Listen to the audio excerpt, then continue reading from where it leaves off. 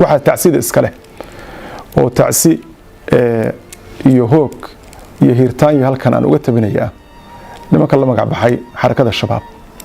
oo maalin iyo habeen ku dhex jira dhiig faraha kula jira dad abriya ah masaakiin ah waxba aan galabsanin ilaahay wuxuu quraanka ku leeyahay waqad khaba man hamala dhulma waxa hoogay qofkii dulmi xambaarsada waxaas haddana ay ugu magac darayaan inay ka mid tahay ilaahay diintiisa bal cid ay ka argoosanayaan ma tahay cid aana u ah waxa ay sheeganayaan cid ay dilayaan ama dhibaateynayaan ma tahay cid la dili laha nabigu wuxuu sheegay sallallahu alayhi wasallam alayhi umirtu an uqatila an-nas hatta yashhadu an la ilaha illa Allah wa anni rasulullah wa yuqimu as-salata wa yutu az-zakah fa in fa'alu dhalika 'asamu minni dima'ahum wa amwalahum illa bihaqq al-islam xalli faradaka in la dagaalo ilaahay intay ka qarayaan macbuud xaq lagu caabudo inuu jirin Allah ma ogeey salaada ay ka ogeeyaan zakadana ay ka bixinayaan inta haday sameeyaan dhiigooda iyo maalkooda waa iga ilaaliyeen waa iga badbaadiyeen illa xaqa la ilaha illa Allah ma ogeey ama xaqa islaamka ma ogeey waa zakadii iyo wixii la halmaalay su'aashaas weydiinta waxay tahay dadka hiiraan jooga dadka galguduud jooga reeb baxdo meesha la yiraahdo cad kibir dadkaas maxay galabsadeen oo dhiigooda lagu banaystaa ma ilaahay bay qiri waayeen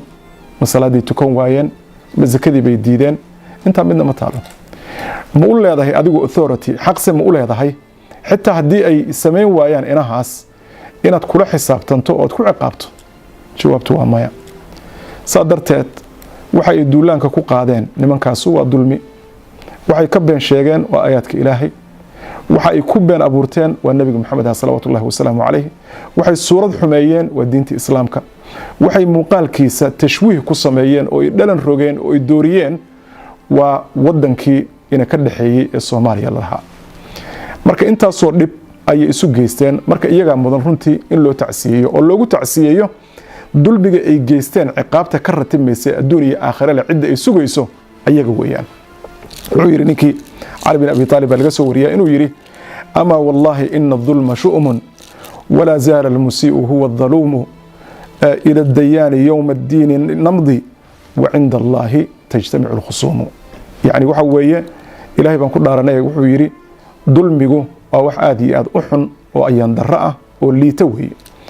كان زولي ما هي قفك الدنبق يقفك كجرئ عاديستي إنه يهي قفك إساق الظلمان إردبان إلهي سبحانه وتعالى حقي سلا آدي دونا وحانا لو كلا قربيح دونا الله رتيسا